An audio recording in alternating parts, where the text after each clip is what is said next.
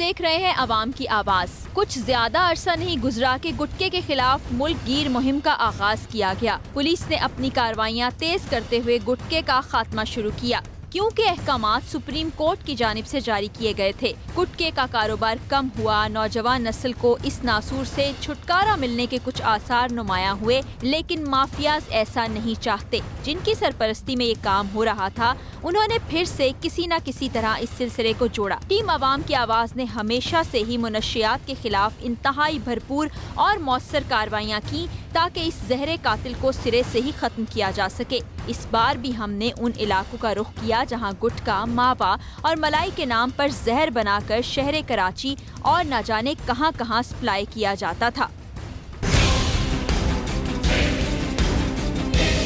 मुदरे शायद गुटखा जो कि कैंसर का सबब बनता है। पूरी कराची से जो मावा है, गुटखा है, पान है, आप ये कहें कि मेड इन बल्दिया का इस वक्त जो है उनको मोनोग्राम लिख रहे हैं।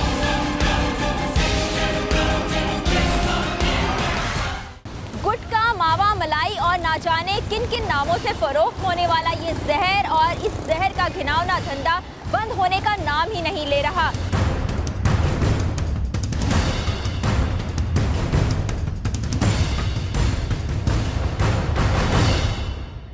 इस वक्त टीम अवाम की आवाज़ पहुंची है साइट एरिया के एसएसपी ऑफिस। यहाँ पर हमने कुछ ऐसी जगहों की निशानदेही की जहाँ पर गुटखे की तैयारी की जाती है, उसको बनाया जाता है, उसकी ख़रीदो फरोख्त यहाँ पर जारी है। और ये एक ऐसा अमल है जिसको सुप्रीम कोर्ट ने भी गलत करार दिया और इनके खिलाफ एक्शन लेने के लिए कहा गया है तमाम पुलिस स्टेशन को। हम इसलिए एसएसपी ऑफिस आए हैं कि जब इलाके के थाने से रब्ता किया जाता है तो बाज़ औक़ात ऐसा होता है कि इन्फॉर्मेशन लीक हो जाती है, और जब हम ऐसी जगह पर पहुंचते हैं तो हमें कुछ नहीं मिलता, खाली फैक्ट्रियां मिलती हैं। तो शौकत खटियान साहब ने हमसे जब बातचीत उनकी हुई तो उन्होंने कहा कि वो हमें एक स्पेशल टीम देंगे, एक फ़ोर्स हमारे साथ भेजेंगे जो कि वहाँ जाएगी और इस ऑपरेशन को देखेंगे कि इस चीज़ को ख़त्म किया जाए, इसके खात्मे को यकीनी बनाया जाए। तो इस वक्त हम यहाँ पहुँचे हैं, देखते हैं कि कौन सी टीम हमारे साथ चलेगी और कौन कौन उसमें शामिल हैं, क्या इलाका पुलिस भी है, क्या एसएसपी साहब की फ़ोर्स भी है। तो चलते हैं उस टीम के पास, उनसे बातचीत करते हैं, फिर यहाँ से निकलते हैं।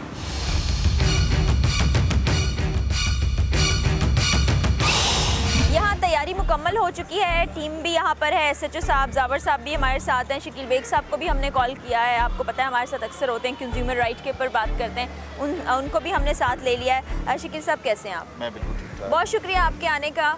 नहीं, शुक्रिया तो आपका, जो काम मेरा ख्याल है कि आप कर रहे हैं और जो आवाम के लिए बेहतरी ला रहे हैं, तो उसमें तो मैं समझता हूँ आपका शुक्रिया हमें अदा करना चाहिए, क्योंकि माशरे को सुधार के लिए ज़रूरी है कि ऐसे नासूर के ख़िलाफ़ काम होना चाहिए कि जो नासूर हमारे माशरे को, हमारे नौजवान नस्ल को तबाह बर्बाद करें। बिल्कुल, आज भी हमारा यही मिशन है कि हम ऐसी चीज़ें जो कि नौजवानों के लिए ख़ासतौर पर नुकसानदेह, उनके खात्मे की तरफ कदम बढ़ाए। तो एसएचओ साहब भी हमारे साथ हैं, इनसे बात करते हैं। एसएचओ साहब बहुत शुक्रिया आपका, तैयारी मुकम्मल लग रही है आपकी? जी बिल्कुल, हमारी तैयारी मुकम्मल है और हम बहुत ही तरीके से और प्रोफेशनल तरीके से इंशाल्लाह इस पे रेड करेंगे और बिल्कुल हम तैयार हैं आपके साथ। जी, हमें पूरी उम्मीद है कि आज जहां हम जा रहे हैं, जहां पर जहर बनाया जा रहा है जो नौजवानों की रगों में उतर रहा है, उस पर कामयाबी हमें हासिल होगी, उसको हम बंद करेंगे, वहां से सारी चीज़ों का खात्मा करेंगे, वो गुटखे को तल्फ करेंगे। तरीके से कवर करना है जगह को, जो जगह बोलेंगे उस तरीके से कवर करना है आपको, जो ड्यूटी मिले उस पर खड़े हो जाना है, ठीक है? बिल्कुल, सब जो रास्ते सारे आपने बंद करने हैं ताकि कोई किधर से कोई निकल नहीं सके।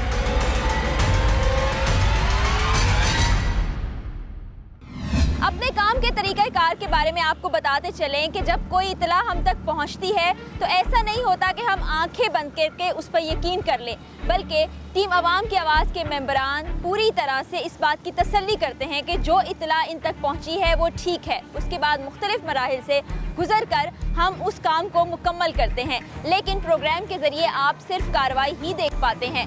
आज के प्रोग्राम में हम आपको टीम अवाम की आवाज़ को पेश आने वाली मुश्किलात की एक झलक भी ज़रूर दिखाएंगे। तरीके से कवर करना है जगह को, आगे जल्दी आगे।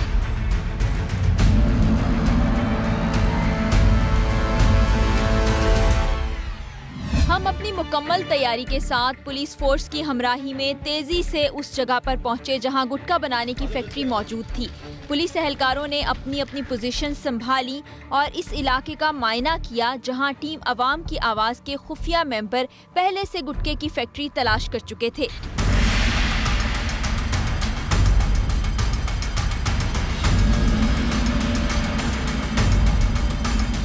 जिस जगह पर गुटखा बनाने की फैक्ट्री मौजूद थी वहाँ गुटखे का नामो निशान ही नहीं था। ये तशवीशनाक बात थी कि रातों रात ये गुटखा, उसका बनाया जाने वाला सामान और ये फैक्ट्री आखिर गायब कहाँ हो गई। हमें ये तशवीश लाहक हुई कि कहीं हम किसी कोताही पर तो नहीं है, कहीं जगह पहचानने में कोई गलती तो नहीं हो रही। हम एक बार फिर इलाके के मुआयने में लग गए कि इतनी जल्दी हम हिम्मत हारने वाले नहीं थे। अब हमने इस इलाके की मजीद छानबीन करने का इरादा किया क्योंकि आंखों देखी चीज का गायब हो जाना कोई मामूली बात नहीं थी।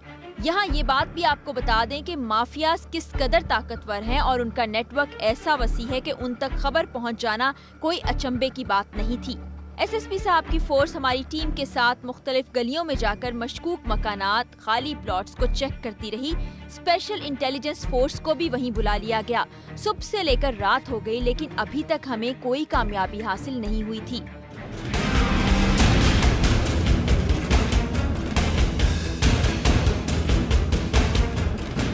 बहुत सी गलियां और मशकूक मकानात को छानते रहे, लोगों से बातचीत में जुटे रहे कि आखिर आंखों देखी चीज गई तो कहां गई। सुबह से दिन, दिन से दोपहर और दोपहर से रात हो गई। उसके बाद टीम अवाम की आवाज़ के साथ क्या हुआ ये हम आपको दिखाएंगे प्रोग्राम के अगले हिस्से में। इस तरीके से कवर करना है जगह को। आ जाओ जल्दी आ जाओ। ये मुद्रे शहद गुटखा जो कि कैंसर का सबब बनता है, ये भी इंग्रेडिएंट हैं इसके जो गुटखे में इस्तेमाल होते हैं, मुद्रे शहद। पूरी कराची से जो है जो मावा है, गुटखा है, पान है, चरस है, क्रिस्टल है, आइस है, वो बल्दिया में आप ये कहें कि मेड इन बल्दिया का इस वक्त जो है उनको मोनोग्राम लिख रहे हैं।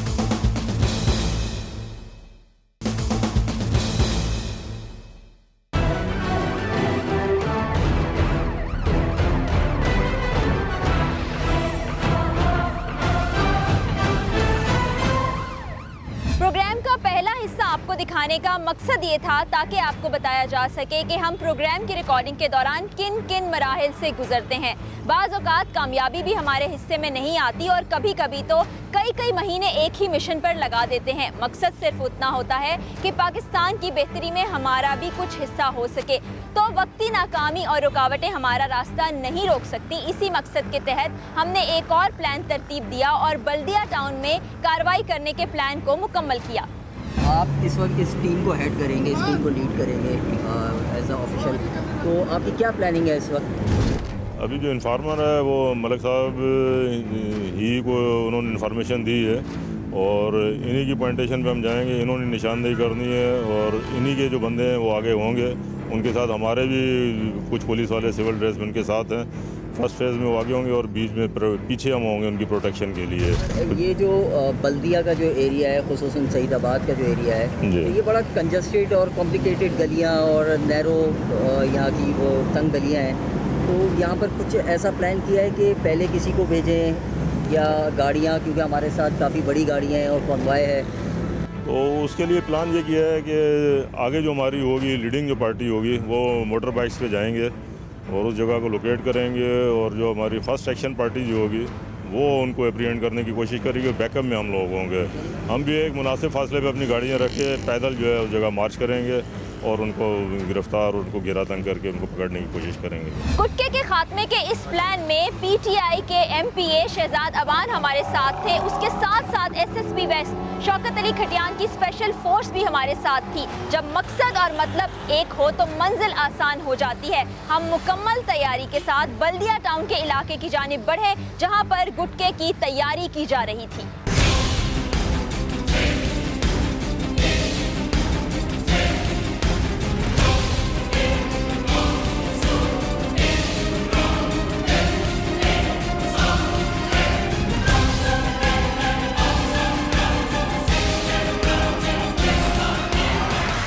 सर क्या आपके पास इंफॉर्मेशन है या आप क्या चाहते हैं, कहाँ पर हो रहा है ये सब कुछ? देखें, बल्दिया के मुख्तलिफ़ जगहों के ऊपर जो गुटखा, पान, मावा, शराब, चरस, क्रिस्टल, आइस पिछले कई महीनों से काम चल रहा था, लेकिन पिछले 10, 15, 20 दिन, एक महीने से काम बहुत ज़्यादा बढ़ गया है। उसके बाद मैं IG साहब से भी मिला, additional IG Karachi police chief doctor अमीर शेख साहब से भी रिक्वेस्ट की और DIG वेस्ट से भी मिला। आज मैं गया SSP साहब के पास भी गया। तो मैं शुक्रिया अदा करता हूँ सीनियर का, उन्होंने इस पर नोटिस भी लिया। बहुत जगह के ऊपर गुटका है, मावा है, पान है, बहुत ज़्यादा मकदार में बन रहा है। आज से 3 दिन पहले भी एक फैक्ट्री को मैंने सील किया पुलिस पार्टी के साथ, और आज भी पुलिस की टीम SSP की हिदायत पर राइस साहब हमारे साथ हैं, सारे जवान हमारे साथ हैं। बल्दिया के मुख्तलिफ जगहों के ऊपर भी वहाँ से माल सप्लाई होता है, बल्कि पूरी कराची में वहाँ से माल सप्लाई किया जा रहा था, जो कि आप मौजूद हैं। इंशाल्लाह आप हमारे साथ हैं, अभी हम वहाँ पहुँचेंगे। राशिद शाह ने अपनी टीम को स्पेशल इंस्ट्रक्शंस भी दी कि ऐसी सूरत हाल में अगर मज़ाहमत होती है तो इससे कैसे निपटा जाए, और रुख किया बल्दिया टाउन का।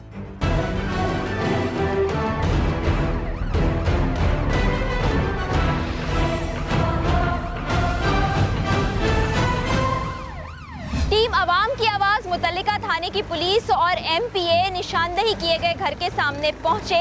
देखने पर बज़ाहिर वो रिहायशी मकान लगता था। जब अंदर दाखिल होकर पुलिस ने इसकी तलाशी शुरू की तो पहला इम्कान यही जाहिर किया गया कि यहाँ पर सिर्फ लोग रिहाइश पजीर हैं। लेकिन जैसे जैसे तलाशी का मरहला आगे बढ़ता गया, वहाँ पर तैयार शुदा मटीरियल, रॉ मटीरियल और बहुत सा गुटखा तैयार करने का सामान बरामद हुआ। घर का इंतखाब इसलिए किया जाता है कि बाहर से देखने वालों को ये महसूस हो कि यहाँ पर लोग रहते हैं और गुटखे की तैयारी का इनसे कोई ताल्लुक नहीं है।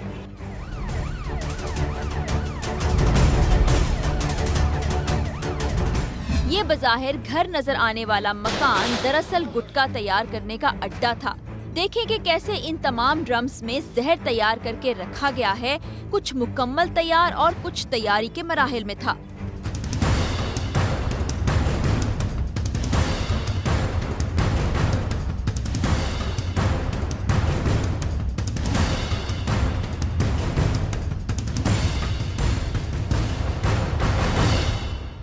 गुटखे और मावे जैसे जहर की तैयारी के मराहिल कुछ इस तरह से हैं कि पहले छालिए को पानी में डुबोकर रखा जाता है, इसके नरम होने का इंतजार किया जाता है, जिसके बाद इस पर केमिकल और मसाले लगाए जाते हैं जो कि इंतहाई मुज़रे सेहत होते हैं। इसके साथ साथ शीशे का चूरा भी छालिए पर लगाया जाता है। इसको इस्तेमाल करने के बाद मुंह में आहिस्ता आहिस्ता जख्म बनते जाते हैं जो कि मुंह के कैंसर का सबब भी बनते हैं।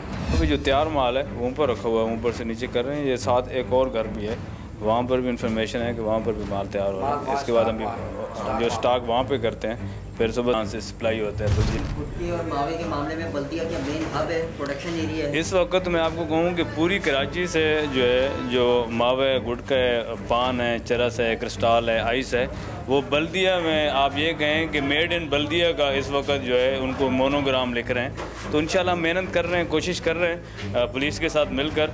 अल्लाह की ज़ात इंशाल्लाह इसमें ज़रूर कामयाब करेगी। रात के पिछले पहर रेड करने के बायस कोई गिरफ्तारी अमल में नहीं आई क्योंकि इस वक्त काम नहीं हो रहा था, मगर बाद में इन अफराद की गिरफ्तारी भी अमल में लाई गई। ये तो पूरी फैक्ट्री है, ये तो हम घर समझ रहे हैं। बिल्कुल घर नहीं है ये। आजकल ये असल में कोई प्रॉपर फैक्ट्री होती नहीं है। इसी तरह ये इसके जो है मुख्तलिफ इंग्रेडिएंट्स वो ला कर ये टबों में और इस तरह ये मिक्स करके इनको पुड़ियों की शक्ल में जो है ये पैक करते हैं, और ये मैनुअली मतलब स्टाफ इन्होंने रखा हुआ होता है और ये मिक्सिंग करके इसकी पुड़ियाँ वगैरह बनाते हैं और फिर बाद में सप्लाई करते हैं। ये देखिए इसके ऊपर लिखा हुआ है जिलानी मलाई। हाँ, ये इनका ब्रांड होगा, ये इन्हीं का ब्रांड है ये। और ये बाकी जो है ये इंग्रेडिएंट्स हैं जो इसके अंदर मिलाते हैं। ये मुज़रे सेहत गुटखा जो कि कैंसर का सबब बनता है, ये भी इंग्रेडिएंट हैं इसके जो गुटखे में इस्तेमाल होते हैं। मुज़रे सेहत स्मेल भी जो है गुटखे वाली स्मेल आ रही है। गुटखे वाली स्मेल है, ये फ्लेवर होगा इसका गुटखे का। मलाई बनाते हैं ये मलाई मावा और ये इस टाइप की चीज़ें। तो ये इलाका था ना मदीना कॉलोनी का, जिस जगह हम खड़े हुए हैं। अभी हम SHO साहब को भी कॉल करते हैं यहाँ और उनका भी पॉइंट ऑफ व्यू लेते हैं। बिल्कुल लेना भी चाहिए क्योंकि उनके इलाके में इतना सब कुछ हो रहा है, इतनी बड़ी फैक्ट्री। जी हाँ, तो ये बाहर भी है, ड्रमों के अंदर छालियाँ इन्होंने भिगो के रखी हुई है और ये माल बनाने की तैयारी के लिए जो है ना माल तैयार हो रहा है यहाँ। इसको आप कैसे लिफ्ट करेंगे? ये भी हम नहीं यहाँ छोड़ा नहीं जाएगा। ये सारा सामान यहाँ से थाने में शिफ्ट करेंगे और जो भी ज़िम्मेदार हैं, जो भी इस कारखाने को चला रहे हैं, उनके खिलाफ कानून के मुताबिक कार्रवाई होगी।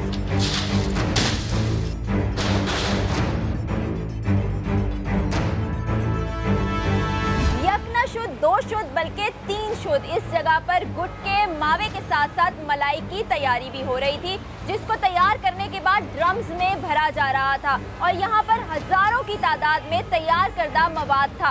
एक ड्रम की कैपेसिटी 200 लीटर थी। आप अंदाजा लगा सकते हैं कि हजारों की मिकदार में यहाँ पर जहर की तैयारी मुकम्मल हो चुकी थी।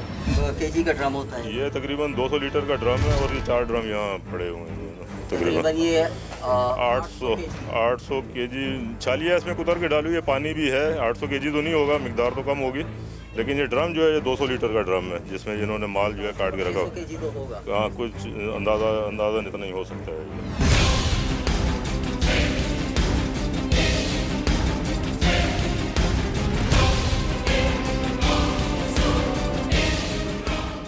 टीम आवाम की आवाज़ के लिए ये बात बिल्कुल भी हैरान कुन नहीं थी कि ऐसे घिनौने धंधे पुलिस के ताउन से मुमकिन हो पाते हैं। इसीलिए इलाका SHO और इलाका थाने से रब्ता नहीं किया गया, बल्कि शौकत अली खटियान साहब से दरख्वास्त करके उनके स्पेशल स्क्वाड को साथ लिया गया। अब यहाँ के SHO अयाज से भी पूछगछ किए जाना ज़रूरी था। एक और हैरान कुन बात कि इलाके के लोग वहाँ पर खामोश तमाशाई की तरह मौजूद तो थे, लेकिन इस कारोबार को बंद करवाने के लिए किसी ने ऐसी कोशिश नहीं की थी। पुलिस और इदारों के साथ साथ ये अवाम की भी जिम्मेदारी है, जिसका पूरा किया जाना बहुत ज़रूरी है। इलाके की पुलिस की सर आपने बात की, किसी किस्म का मैंने खुद कहा SSP साहब को और शाह साहब को भी कहा, क्योंकि इन्होंने कहा कि SHO को पता नहीं होगा। मैं बड़ा ज़िम्मेदारी से कहता हूँ कि ये जितना भी ये सारा कुछ ये धंधा चल रहा है, ये SHO अयाज जो हैं इसकी सरपरस्ती कर रहे हैं। वो एक चीटर अफसर हैं, वो करप्ट अफसर हैं, उसका काम भी यही है। देखें, मैं बहुत रिगार्ड करता हूँ, रिस्पेक्ट करता हूँ पुलिस के सारे सीनियर्स का। बल्दिया पे इस तरह के सैकड़ों की तादाद में इस तरह के कारखाने हैं जिस जगह के ऊपर ये इस तरह की जो है नौजवान नस्लों को तबाह करने की नाकाम कोशिश की जा रही है। क्योंकि ये बल्दिया को एक तो हर बुनियादी सहूलत से महरूम इलाका है, पानी नहीं है, गैस नहीं है, बिजली नहीं है, रोड, सड़क, सीवरेज, एजुकेशन, हेल्थ, स्पोर्ट्स, कब्ज़ा, माफिया यहाँ दन दनाते रहे पुलिस की सरपरस्ती में। आज अल्हम्दुलिल्लाह ईमानदार ऑफिसर्स की हमें हमायत हासिल है। बल्दिया हमारा घर है, हमारा इलाका है, एहतियात टाउन है, गौस नगर है, तुर्क कॉलोनी है, रशीदाबाद है, या कोई भी मेरा बल्दिया का इलाका इंशाल्लाह इस तरह के कारखाने गुटका, मावा, जुआ, चरस, शराब, क्रिस्टल, आइस के इनके नशों में अपनी नौजवान नस्ल को हम तबाह किसी सूरत में नहीं होने देंगे। जिस तरह से आपने कहा कि वाकई ये मेरा काम नहीं है, एक MPA का ये काम नहीं है। देखें, हम थक गए हैं। मैंने IG साहब को भी लेटर लिखा, चीफ मिनिस्टर को भी लेटर लिखा, DIG वेस्ट को भी लेटर लिखा, जिनके करने के काम है सर। अगर वो काम नहीं करेंगे तो देखें, ठीक काम करने से ना मुझे कोई कानून रोक सकता है, ना मुझे कोई आइन रोक सकता है, ना मुझे कोई ताकत रोक सकती है। क्योंकि मुझे पिछले 5-6 दिन से काफ़ी थ्रेट का भी सामना है, लेकिन मैंने उनको कहा है कि मैं इससे पीछे किसी सूरत में नहीं हटूँगा।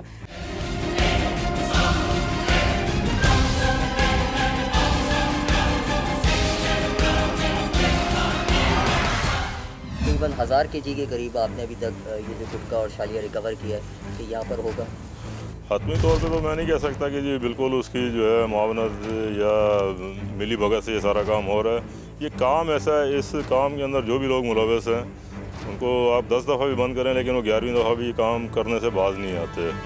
तो अभी कुछ कहना कबल वक्त होगा, लेकिन बज़ाहिर तो ये लगता है कि जी इलाका पुलिस की मिली भगत हो सकती है इसके अंदर। इलाका पुलिस कहाँ है इस वक्त? इलाका पुलिस को हमने इन्वॉल्व नहीं किया, क्योंकि अगर उसको हम इन्वॉल्व करते तो शायद हमें ये कामयाबी नसीब ना होती। कितनी मालियत का माल होगा? अंदाज़ा ऐसे बता सकते हैं, कोई हतमी तो मैं नहीं कह सकता, ना मैं एक्सपर्ट हूँ इन चीज़ों का, लेकिन मेरे ख्याल के मुताबिक ये 4 से 5 लाख रुपए का माल होगा। मकान के सहन में तमाम बोरियां, गुटके की तैयारी में इस्तेमाल होने वाला सामान, छालिया, केमिकल मटीरियल और तराजू जमा किया जाने लगा। बहुत ज्यादा मिकदार में सामान की बरामदगी हुई और सब सामान को एक जगह पर इकट्ठा कर दिया गया।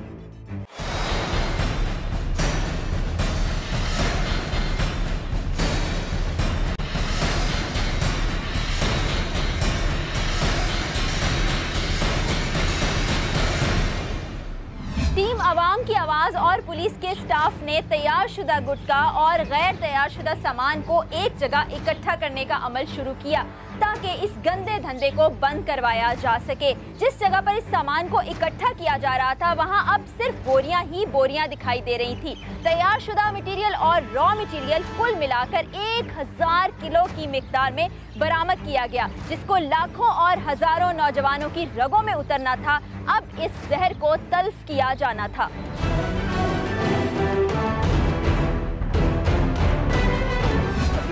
पूरा ट्रक, बड़ा वाला ट्रक है जो पूरा भर चुका है जी जी, और मजीद अभी और इसको भर ही रहे हैं जी जी। इसका क्या करना है अभी आगे? इससे हम अपने SSP ऑफिस लेकर जाएंगे, वहाँ शिफ्ट करेंगे और इसकी हम काउंटिंग करेंगे कि माल एक्चुअली है कितना, इसकी एक इन्वेंट्री बनेगी। ये इसलिए हम कर रहे हैं कि ताकि इसमें कोई माल आगे पीछे ना हो। अगर डायरेक्ट थाने में जाए तो शिकायत अमूमन यही होती है कि जी जितनी क्वांटिटी रिकवर हुई थी उतनी FIR में शो की नहीं गई। तो इसकी एक इन्वेंट्री बनेगी और उसके बाद फिर मुतलका SHO को बुलाकर उसके हवाले किया जाएगा और जो भी इस काम कारोबार में मुलव्वस है उनके खिलाफ एक प्रॉपर FIR की जाएगी। माल है जितना भी माल पकड़ा गया है जी, क्या ये इसको तल्फ करने का कोई प्रोसीजर है? वो आफ्टर रजिस्ट्रेशन ऑफ FIR और फिर मजिस्ट्रेट की जो है मंजूरी के बाद वो तल्फ किया जा सकता है। इस स्टेज पे हम इसको तल्फ नहीं कर सकते, बाकायदा के मुकदमा होगा और इसको तहवील में लिया जाएगा। किसी की कोई गिरफ्तारी, कोई कल्प्रेट? एक फजल नाम सामने आया है जो कि इस गुटखा कारखाने का मालिक है।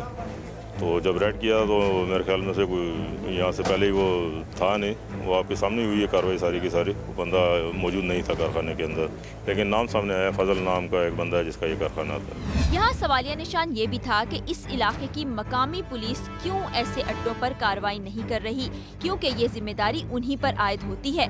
इस तरह पुलिस की सरपरस्ती के इम्कानात भी मौजूद हो सकते हैं। तमाम सामान को एक जगह इकट्ठा करके पुलिस एहलकारों ने गाड़ियों में भरा और इसको तल्फ करने का बंदोबस्त किया।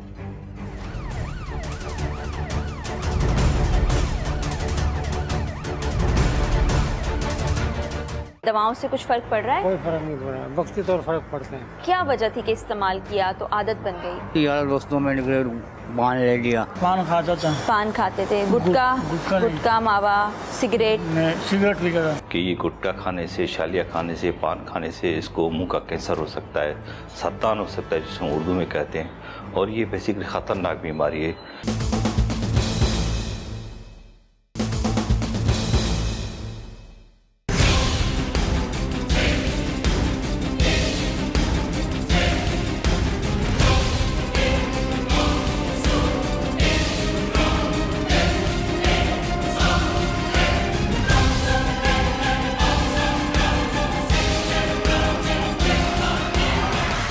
इस वक्त हम ENT डिपार्टमेंट में ही मौजूद हैं। सिविल अस्पताल का ये ENT डिपार्टमेंट जहाँ पे ऐसे लोगों का इलाज होता है जो कैंसर में मुब्तला होते हैं या दूसरी बीमारियों में मुब्तला होते हैं और नशावर के चीज़ों के इस्तेमाल से ऐसा उनके साथ होता है। MS साहब यहाँ के खादिम हुसैन, वो भी हमें ज्वाइन कर चुके हैं, उनसे हम बात करेंगे। लेकिन ज़रा इस वक्त आगे चलते हैं और देखते हैं कि रिकन्स्ट्रक्शन का जो पेशेंट है उसको कैसे ठीक किया जाता है, इस वक्त सूरत हाल कैसी है और उस पेशेंट को बीमारी किस वजह से रहा। इस वक्त हम मौजूद हैं सिविल अस्पताल के ENT डिपार्टमेंट में और हमारे साथ प्रोफेसर डॉक्टर मोहम्मद शुजा फ़ारूक साहब मौजूद हैं जो कि चेयरपर्सन हैं इस डिपार्टमेंट के। उनसे जानते हैं कि कितनी कैपेसिटी है, कितने मरीज़ आते हैं और ज़्यादातर मरीज़ किस बीमारी में मुब्तला होते हैं। जी डॉक्टर साहब। हमारा ENT department civil hospital Karachi जो है 52 बेड्स पे मुश्तमिल है और इसमें कुछ डिस्ट्रीब्यूशन ऐसी है कि हमारे पास कुछ मेल वार्ड है, कुछ फीमेल, और 4 बेड्स का हमने ICU भी बनाया हुआ है। ICU मतलब हाई डिपेंडेंस यूनिट, और इसके अलावा जो पीट सेक्शन हमारा अलग है। तो ये हमारे बेड्स हैं और इसमें मुख्तलिफ़ वैरायटी ENT डिजीज़ की जो है मौजूद होती है। लेकिन आजकल जो सबसे ज़्यादा हमें फेस करने पड़ रहे हैं वो कैंसर पेशेंट्स करने पड़ रहे हैं यहाँ पे। ENT डिपार्टमेंट में जो केसेस आ रहे हैं आजकल, वो आजकल के हालात के हिसाब से जो लोगों ने एडिक्शंस अपनाई हुई हैं उसमें स्मोकिंग हैबिट्स भी हैं, पान गुटखा छालिया और ये सारी चीज़ें हैं, और आजकल न्यू इंट्रोडक्शन है शीशा और दूसरी चीज़ें। तो ये सारे जो हैं अफेक्टेड होते हैं। ENT के एरियाज़ जो हैं वो सबसे ज़्यादा अफेक्टेड हैं इसमें। ठीक है डॉक्टर साहब, जैसे कि गुटखे और छालिए की आपने खुद बात की, मावा भी है, एक नई चीज़ मलाई के नाम से भी आ गई है, वो कैंसर का कितना मौजूब हो सकते हैं? उसमें बहुत ज़्यादा हाई रेट है, और क्योंकि उसकी जो प्रिपरेशन है अगर आप लोग उसको स्टडी करें तो बहुत ही जो कैंसर प्रोड्यूसिंग एजेंट्स हैं वो उसके अंदर मौजूद होते हैं। ठीक है, तो उसकी वजह से ज़्यादा, उसकी वजह से जो है और लोगों में इसका इस्तेमाल भी बढ़ता जा रहा है दिन ब दिन। हालांकि मीडिया के थ्रू भी और हमारे डॉक्टर्स एसोसिएशंस और मुख्तलिफ हमारे जो वर्कशॉप्स एंड सेमिनार्स होते हैं उसमें हम पब्लिक अवेयरनेस प्रोग्राम्स भी करते हैं। यानी हम पूरी कोशिश तो कर रहे हैं कि पब्लिक को अवेयर करें इनके हैज़र्ड्स के ज़रिए से, इनकी प्रॉब्लम्स का, क्योंकि स्मोकिंग या पान गुटखा या इस तरह की जो कैंसर प्रोड्यूसिंग चीज़ें हैं उसके साथ सोशल लाइफ भी, आदमी की पूरी फैमिली लाइफ डिस्टर्ब होती है।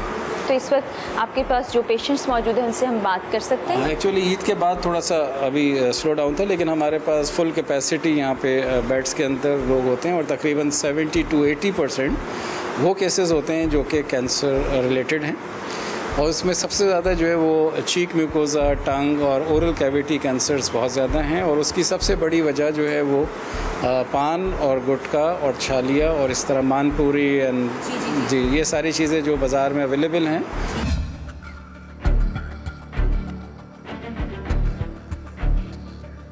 कैसी तबीयत है अब? तबीयत में सिर्फ ये दर्द होता है बस। कैसे एहसास हुआ दर्द? ये कब से शुरू हुआ? ये तकरीबन दर्द 5 महीने पहले हुआ है। 5 महीने पहले हुआ। आप फौरी तौर पे आए डॉक्टर साहब के पास?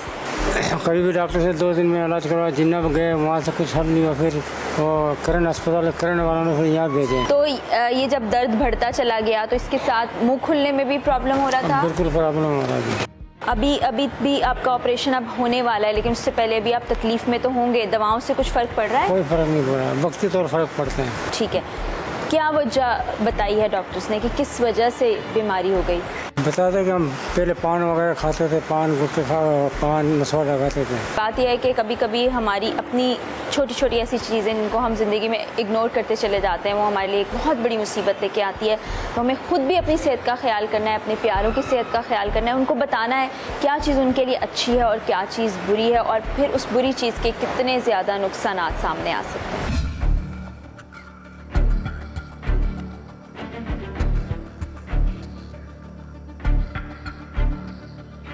कब तकलीफ का एहसास हुआ था?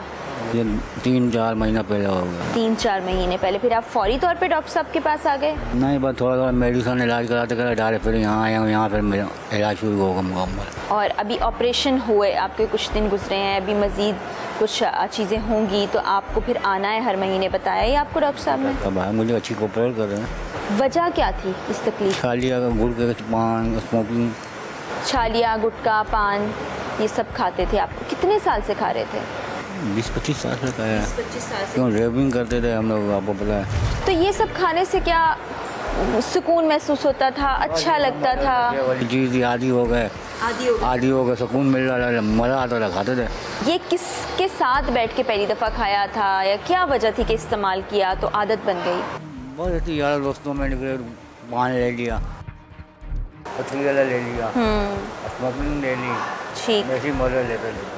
अच्छा, कि मतलब थोड़े से आप मुंह के टेस्ट के लिए कि अच्छा लग रहा है, मज़ा आ रहा है, तो आज इतनी तकलीफ़ भी बर्दाश्त कर रहे हैं। अब जो आपके दोस्त हैं, ऐसे लोग हैं जो ये सारी चीज़ें इस्तेमाल करते हैं, उनके लिए कोई पैगाम देंगे आप? मैं तो उनको यही कहूँगा, भाई ये चीज़ें ना करें, ये आपको ज़िंदगी में नुकसान है, तो मैं तो भुगत रहा हूँ। क्या वजह थी जिसकी वजह से आपको तकलीफ़ शुरू हुई? ये दांत गिरा था ना, दांत, तो वहीं से बस दांत गिर गया था। तो कोई आप पान, छालिया, गुटखा? पान खाता था। पान खाते थे? गुटखा, मावा, सिगरेट? सिगरेट पीता था। सिगरेट पीते थे। अच्छा, पान के बायस आपको तकलीफ़ शुरू हुई, दांत गिर गया, उसके बाद ये हो गया।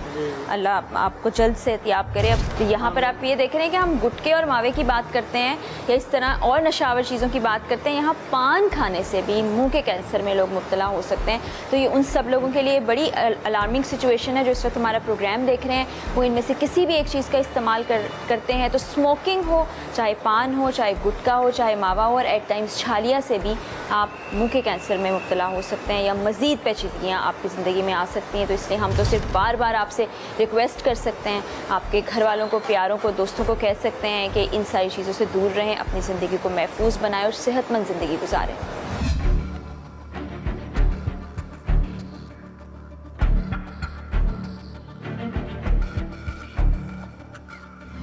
सब ये इनकी भी बीमारी की वजह जो बनी वो इन्हीं चीज़ों का इस्तेमाल था? जी हाँ, बिल्कुल। हमारे पास जो पेशेंट्स आते हैं जो ख़ासतौर पे इस एरिया के कैंसर्स के हैं, तो उसमें सबसे टॉप ऑफ द लिस्ट जो है वो पान, गुटखा, छालिया, मैनपुरी, ये सारी चीज़ें। और अफसोस की बात तो ये भी है कि हमारे पास सिर्फ मेल पेशेंट्स नहीं आते, बल्कि एक अच्छी खासी तादाद हमारे पास फ़ीमेल पेशेंट्स की भी आने लगी हैं। अच्छा, और रेशो कितना है मेल और फीमेल की? मेल ज़्यादा हैं, मेरे ख्याल से अगर आप समझ लें कि 2/3 ऑफ द केसेस जो है मेल हैं, लेकिन 1/3 तकरीबन जो है वो फीमेल्स भी आ रहे हैं। मतलब ये अब हम वही बात करें कि हम अवेयरनेस कैंपेन भी चलाते हैं, प्रोग्राम भी दिखाते हैं कि उसी से सबक हासिल करें, फिर भी लोगों पर उस तरह असर नहीं हो रहा, इस्तेमाल बढ़ रहा है। दूसरी अफसोस की बात यह है कि एजुकेटेड लोग जो कि किसी यूनिवर्सिटीज़ के या कॉलेजेस के स्टूडेंट्स हैं या एजुकेशनल इंस्टीट्यूट्स में पढ़ रहे हैं बच्चे, तो वो भी अच्छी खासी तादाद में यंग एज में आने लगे हैं।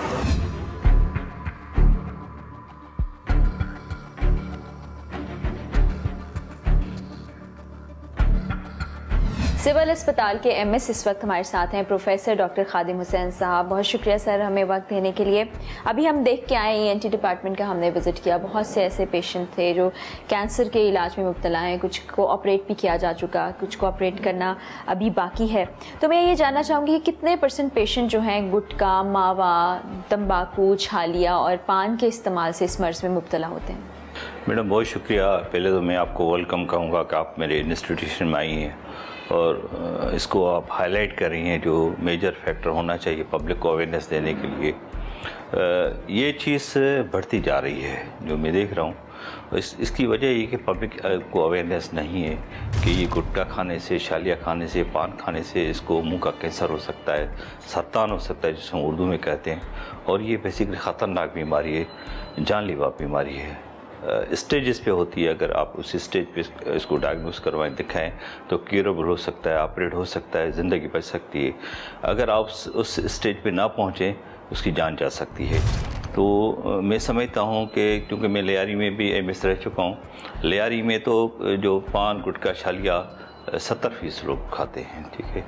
अब हमारे पास अवेयरनेस, क्योंकि हम टर्शरी केयर हॉस्पिटल में काम करें, हमारे पास कैसे आते हैं रेफ़र, ठीक है ना, जो डॉक्टर बैठते हैं या इंस्टीट्यूशन दूसरे भेजते हैं, तो उसको हमारे प्रोफेसर साहिबान उसको टेकअप करते हैं, डायग्नोस करते हैं, और जो उसका प्रोटोकॉल है, ट्रीटमेंट प्रोटोकॉल, उसको फॉलो करते हैं। तो मैं समझता हूँ ये बहुत बढ़ रहा है इस वक्त। जो पब्लिक है हमारी, मैं कराची की बात करूंगा, और ख़ास तौर पे हमारी जो रिमोट एरिया है, जो रिमोट एरिया से उसकी बात करूँगा, जैसे लियारी है, जैसे औरंगी टाउन है, जैसे कोरंगी है, जहाँ एजुकेशन कम है लोगों के अंदर, या लेबर क्लास के लोग रहते हैं, तो वो आपको पता है ये इसमें इन्वॉल्व हैं उसके अंदर।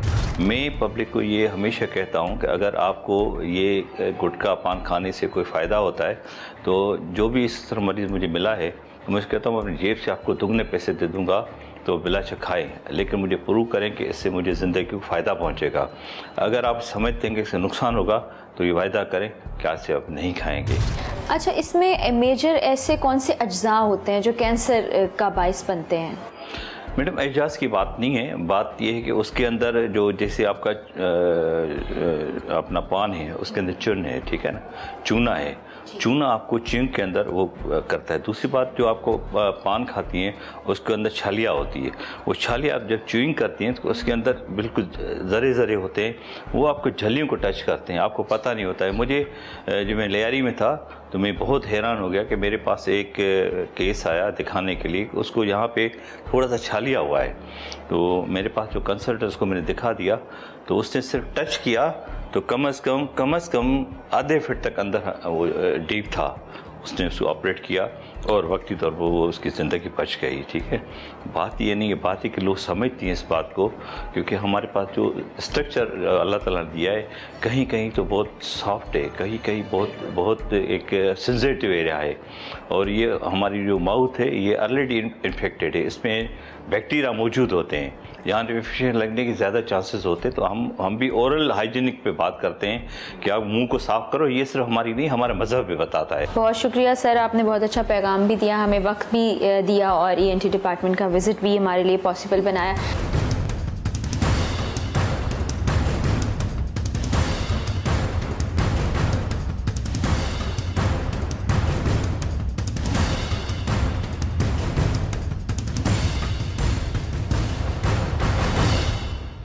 टीम अवाम अवाम की आवाज़ ने आज अपने प्रोग्राम के ज़रिए से ये पैगाम आप तक पहुँचाया है कि कोई भी काम शुरू किया जाए तो उसमें बहुत सी दुश्वारियाँ और रुकावटें आती हैं, लेकिन अगर मकसद पुख्ता हो तो कोई भी रुकावट आपके रास्ते की दीवार नहीं बन सकती। दूसरी जानिब पुलिस डिपार्टमेंट की जो जिम्मेदारी है, अगर उसको वो पूरा करें तो माशरे के इस नासूर से खात्मा मुमकिन हो सकता है। यहाँ नौजवान नस्ल से हम एक अपील करना चाहेंगे कि गुटखा, मावा और मलाई की सूरत में जो जहर वो अपनी रगों में उतार रहे हैं, ये रास्ता सिर्फ उनको मौत के घाट लेकर जाएगा।